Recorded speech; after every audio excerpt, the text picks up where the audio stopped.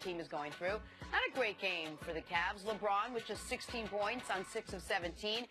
Some pretty shaky defense throughout the night. LeBron might be dealing with some serious frustration. Here he was before the game when asked about how he's been officiated lately. For me, the worst thing is when I actually go and talk to the ref and they say it was nothing. Like I go over, you didn't see that? No, I didn't think it was anything. There's no call. It's no foul. Like that's the worst for me. If he says, you know what, I may have missed that one, or you know, maybe I wasn't in the right position. But when you see the ref right there on the baseline looking at the whole play, and you go up to him and say there's no call multiple times in the crunch time, that's the frustrating part. And for me, it's even more frustrating because I know how I'm officiated at times. So you see, LeBron was exercising his anti-shirt policy, so that's what was happening there. What do you think? Does LeBron have a right, Nick, to be frustrated with the way he's officiating it? Of course. He's second in the league in points in the paint. He's 15th in the league in free throw attempts. It's the fewest free throws he's shot in his career since his rookie season. It's the first time since his rookie season he's averaging less than 6 free throws a game. Like, there is no rhyme or reason to this other than he's just not getting whistles. And the way people justify it by using the Shaquille O'Neal precedent bothers me. Shaquille O'Neal was the biggest guy on the court in every game he played in. Physically the biggest. Physically, literally the biggest guy out there, except a handful of games he played against Yao Ming. And at that point, we had never seen in the NBA, we've seen big guys.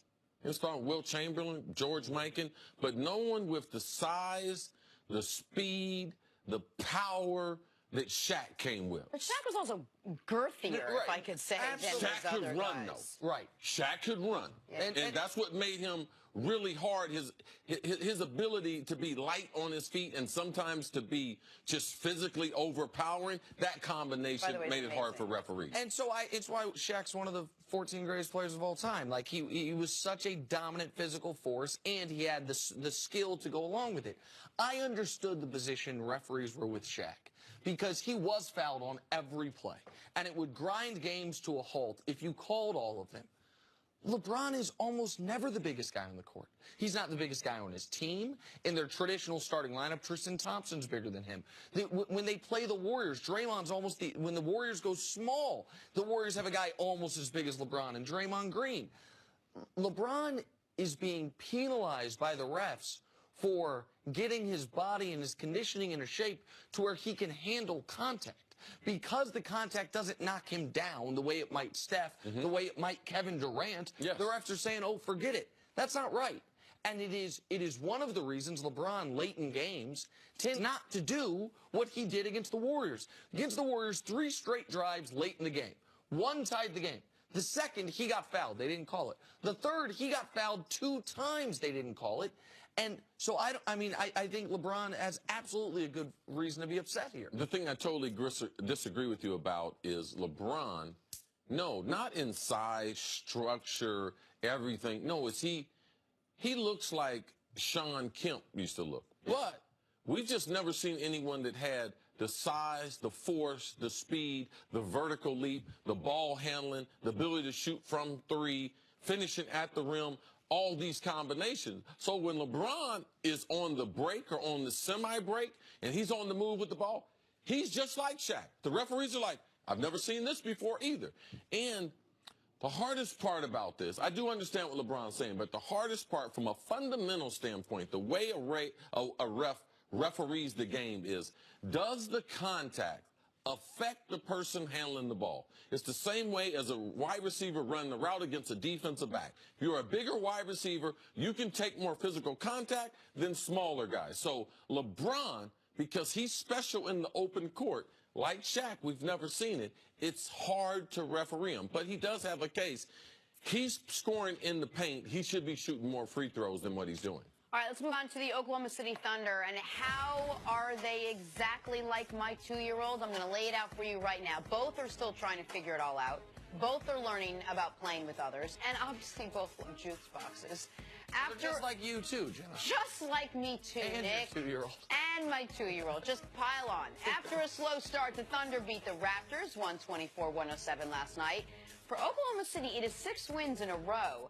Russell Westbrook leading the way with 30 points, 13 assists, and 8 boards. Paul George scoring 33. Melo had 18. And Carmelo seems to have figured out the key to the team's success. Take a listen. I think the fact that Russ is just playing, not trying to defer to anybody, to any one of us, just playing his game and letting us play off of him. I think he's much more effective by doing that rather than deferring to, myself or Paul. We need that Russ out there, not the one who deferred to us and let us figure it out. All right, everyone's starting to fit back into the roles, but assuming that Russell Westbrook fits back into his MVP role, how far can this Thunder team go, Nick? I think this is a team that could beat any team in the West in a playoff series at full strength, except for the Warriors. I think for them to beat the Warriors would have to be dealing with something like they're dealing with now. One of their big 3 or big 4 players out. Right now, Steph would be the one that's out. I don't think, even playing this well, they can be a fully healthy Golden State. But I do think that it still can be a very successful season for them. If they get to the Western Conference Finals, if they beat Houston or San Antonio in round 2, if they push the Warriors at all, and the only way they can do that is exactly what Melo said. Russ be Russ. Be who you were last year, but instead of kicking it to Abrinas, instead of kicking it to Roberson, you're kicking it to me, you're kicking it to Paul George. And the person who's had to take a step back for that is Melo. Paul George, in this winning streak, before December, Paul George scoring 20.5 a game. In December, scoring 20.4. The difference is Melo has gone from scoring 20 a game to 15 a game.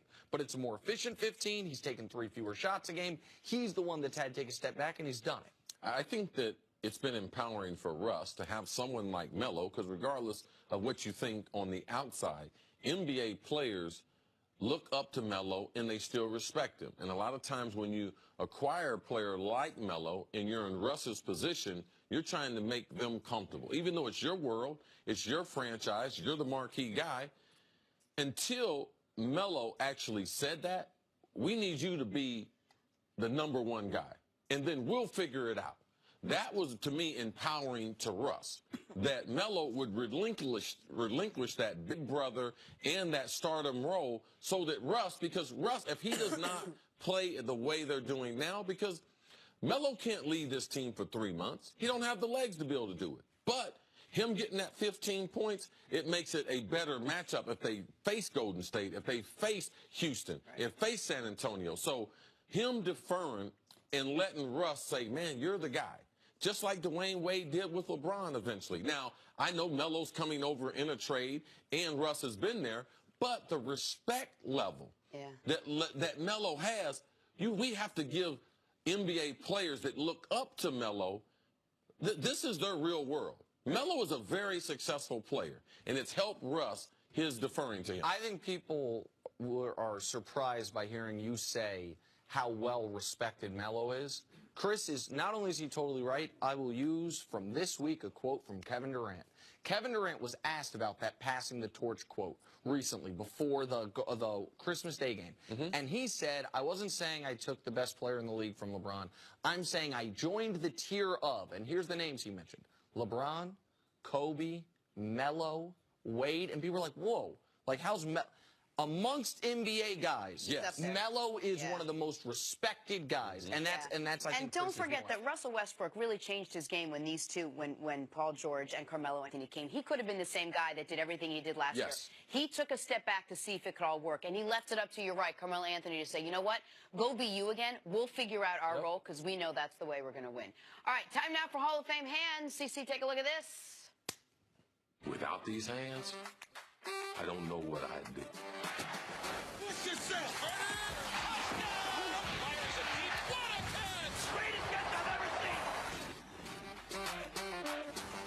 This is bowl game action last night. This is Anthony Mahungu of Purdue with a great catch. Whoa! I'm again. See, that's why you go to Purdue. Game winner, it's good for engineering. You see, he had to figure out the angle. This ball's going to drop right over this guy's shoulder. He's playing defense. That means he's not real smart. Why didn't the defense back turn around, man, that's why you go to Purdue, man. You're smart. Boy, they breed some smart guys out there. They're not going there for the athleticism. One quick note about Mahungu. He bought Madden to learn how American football even worked, you know, just like Nick did. but that's how he actually learned how to play football. No problem. Hey, bro, unlock me. I'm in the Legends in there. I get paid for that, too. Little kickback from Madden. Unlock me, bro. Do they have a broadcasting team in there? No, but my tweets are in there, Jenna. You're not in there? I've never been in it. I have to get in it. Okay. If Coming Nick up. asked you were in there, he knew you weren't in there. Yeah, I know. Okay, I picked up on it. Coming up, is it time? He spends more time on there than I spend at the gym. Is it time? Why are you laughing? Is there no in there? Read that, please. Are you in it in Twitter or not?